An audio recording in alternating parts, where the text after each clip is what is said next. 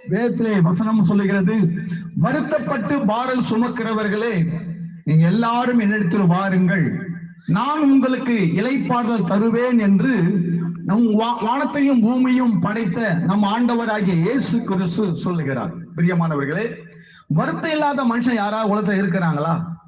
என்னை பார்த்தா வருத்தம் எல்லாருக்குள்ள இருக்கிறது. குழந்தை பிறந்ததுல இருந்து தாய் எப்ப நம்ம தூக்கி பால் கொடுப்பாங்கன்னு பிள்ளைக்கு ஒரு வருத்தம்.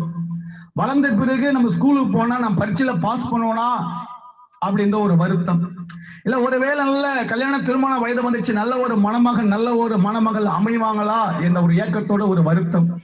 படித்து விட்டு வேலை இல்லையே என்று சொல்லப்படுகிற சூழ்நிலையிலே நல்ல ஒரு வேலை ஜாப் கிடைத்தா, நான் படித்த படிப்புக்கு நல்ல ஒரு வேலை கிடைத்தா கை நிறைய சம்பாதித்து எங்க தாய் தகப்பனை நான் காப்பாற்றுவேன், அவர்களை கண்களாமல் பாதுகாத்துக் கொள்வேன் என்ற பெரிய ஒரு ஏக்கமும் வருத்தமும் இருக்கும்.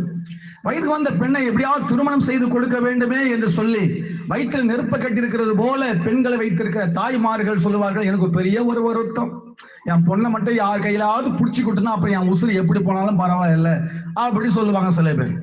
வயதான பிறகு திருமணம் ஆன பிறகு எனக்கு நல்ல ஒரு குழந்தை பிறந்த நல்லா இருக்குமே அப்படி ஒரு வருத்தம் ஏக்கம் இருக்கும். குழந்தை இல்லாத நிறைய பேருக்கு வருத்தம்.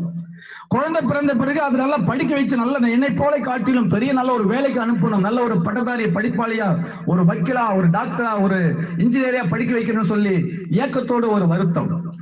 அந்த பிள்ளை வளர்ந்த பிறகு அந்த பிள்ளை நல்ல ஒழுக்கத்தில் வளர்க்க வேண்டும் என்று அநேக தாய் தகப்பனுடைய வர்க்கம். இது எல்லாம் சொல்லிக்கொண்டே போகலாம். அநேகளுக்கு பணம் நிறைய இருக்கும், நல்ல ஒரு வாழ்க்கை நல்லா இருக்காமல் பெரிய வருத்தத்தோடு வாழ்வார்கள். நிறைய சொந்த பந்தங்கள் இருப்பார்கள், ஆனா உதவி செய்ய ஒருவரும் கிட்ட வர மாட்டாங்க, அது ஒரு பெரிய ஒரு வருத்தம்.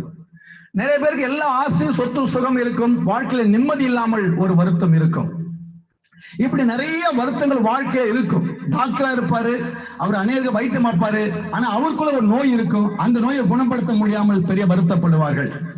இன்னைக்கு அநேகருடைய வாழ்க்கையில வருத்தமும் துன்பமும் கவலையும் பிரச்சனையும் வருவதற்கு காரணம் நம்முடைய வாழ்க்கையில ஏற்படுகிற சூழ்நிலை நிமித்தமாக, சில செய்கிற பாவத்தின் நிமித்தமாக, சிலருடைய சூழ்நிலை நிமித்தமாக வருத்தம் ஏற்படும். ஆனா இதுக்கு எல்லாத்துக்கும் ஒரே ஒரு வரி பைபிள் சொல்லப்படுகிறது, வருத்தப்பட்டு பாரத்தை சுமக்கிறவர்களே, நீங்க எல்லாரும் என்னிடத்தில் வாருங்கள், நான் உங்களுக்கு இளைப்பாறுதல் தருவேன் என்று என் ஆண்டவராகிய இயேசு கிறிஸ்து